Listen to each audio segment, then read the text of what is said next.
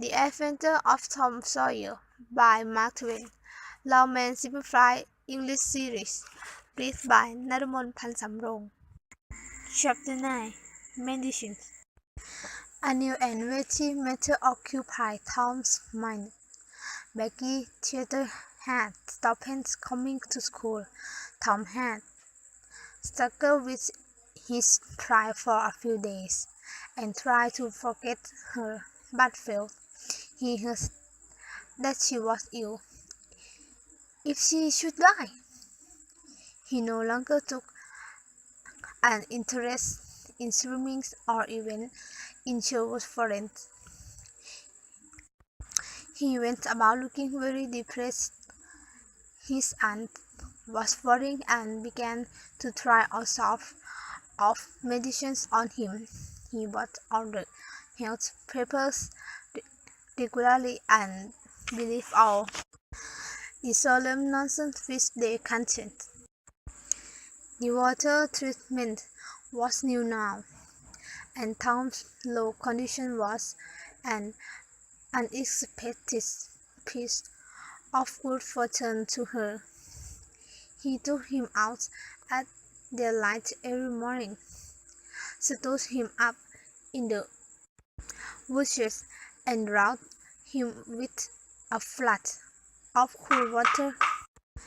Then she rubbed him down with a towel like sandpaper, and so made him recover.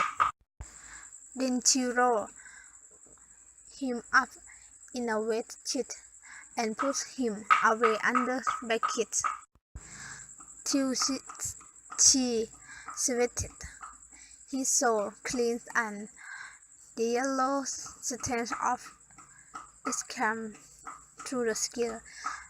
As Tom said, "Yes, in spite of all this, the boy remained as safe as a funeral." And Polly decided that this depression must be broken up at any cost.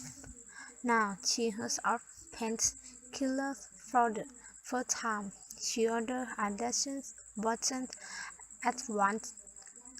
She tasted it and was filled with gratitude. It was simply fire in liquid form. He gave Tom a teaspoonful and watched with the depressed anxiety for the result. A wild look came into Tom's eyes. He gave a deep gasp and then started to race around the room. Aunt Polly was delighted. Her trouble was over, for the depression was broken up. Tom felt that it was time to wake up and protect himself, so he thought over various plans of relief and finally decided to pretend to be fond of painkiller. He asked for it so often that he became a nuisance. His aunt ended by telling him to help himself and stop worrying her, but he watched the bottle secretly. She found that the medicines ready disappeared, but it did not occur to her that the boy was carrying a crack in the sitting room floor with it.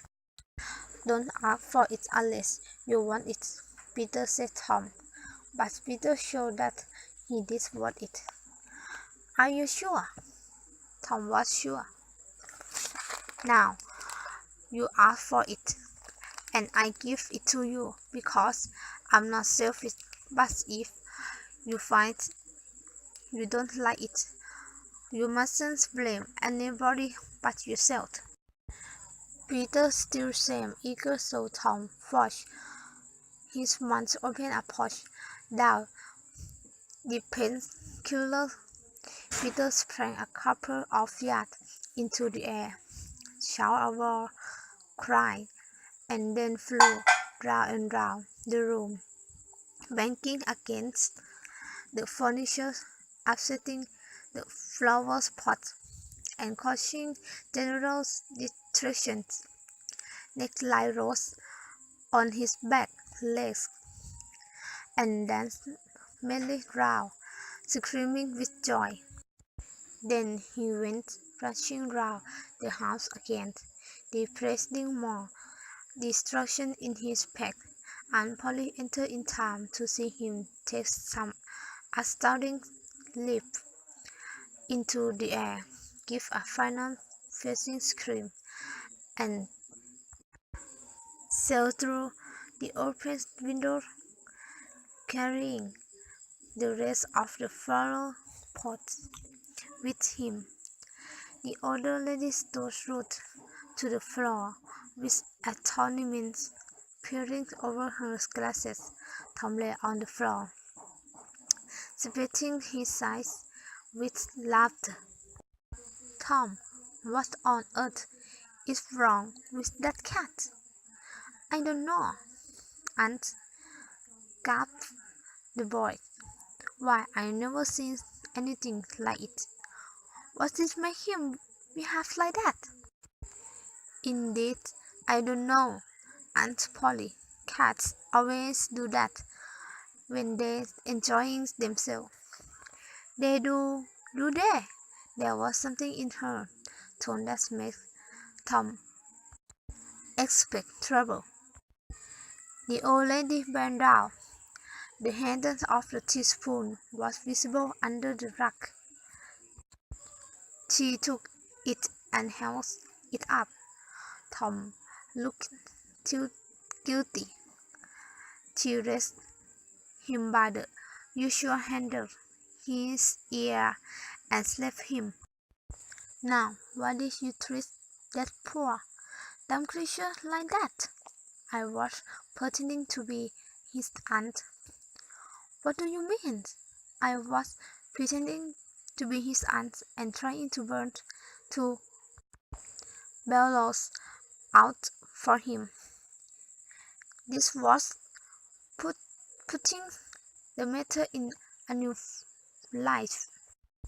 What was cruel to a cat might be cruel to a boy too. She began to soften. He felt sorry. Her eyes watered a little, and she put her hand on Tom's head and said gently, I didn't mean to be cruel, Tom. And Tom, the medicine did do you good. It did him good, too. The way he flew round the room. Oh, run away before you make me lose my temper again. Try to be a good boy for once, and then you needn't take any more medicines. Tom reached school early. It's worth notice that this strange thing had been occurring every day recently. He waited beside the desk instead of playing with his friends. When Jeff's tutor arrived, Tom spoke to him and tried in a roundabout way to get some information about Becky, but the stupid boy could not understand what Tom wanted. Tom watched and watched, hoping when a dress came inside, and hating the owner of it as soon as he saw that she was not the right one. Then one more dress passed in at the desk, and Tom had given a great leap. The next instant he was shouting, laughing, chasing boys, standing on his head, jumping over the fence at the reach of lie and limb, doing all the heroic deeds he could think of, and keeping an eye on Becky's shutter to see if she was noticing. She never looked. He broke through a group of boys, scattering them in every direction, and fell beside Becky, almost upsetting her. She turned away with her nose in the air. Hmm, some people think they are very smart, he heard her say mockingly. Tom's burned. He rose to his feet and walked away crushed.